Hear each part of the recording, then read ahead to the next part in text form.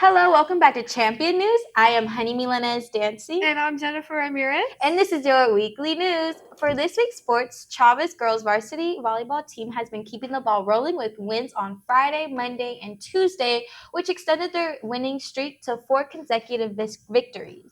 Last night, the girls won against Trevor Brown High School, making their season record 7 wins and 8 losses headed into fall break.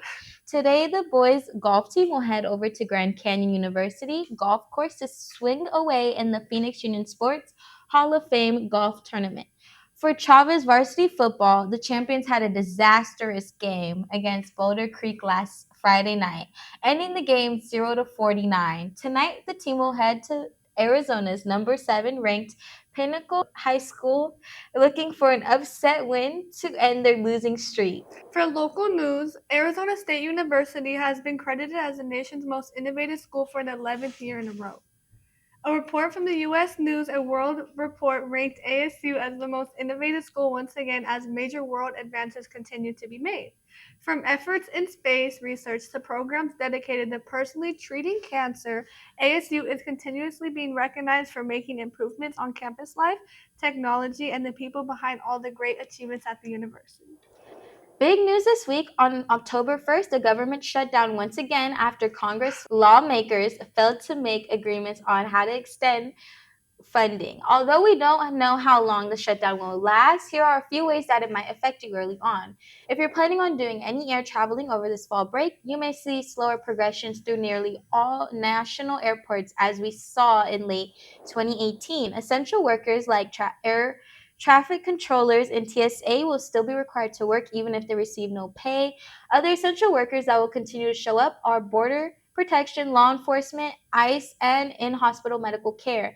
An estimate from Congressional Budget Office said that up to 750,000 federal employees are at risk of being furloughed each day of the shutdown. During the shutdown, the government is only required to pay Congress members and the president, though some members, like Democratic Senator Andy Kim, has asked for their pay to be deferred for the time being. There has been no major threats to national parks as of yet, and the National Park Service has stated that parks will remain as accessible as possible. Arizona Governor Katie Hobbs has said that she would not spend any state funds in order to keep Grand Canyon National Park open. The last time the government shut down was during President Trump's first term in late 2018, which was a period of 35 days, ended abundant amounts of air traffic controllers calling in sick. Across the world, the global Suman flotilla has had nearly all vessels intercepted as they made an extremely close approach on Gaza. On X, the Israel ministry stated several vessels of the Hamas Samad flotilla have been safely stopped and their passengers are being transferred to an Israel port.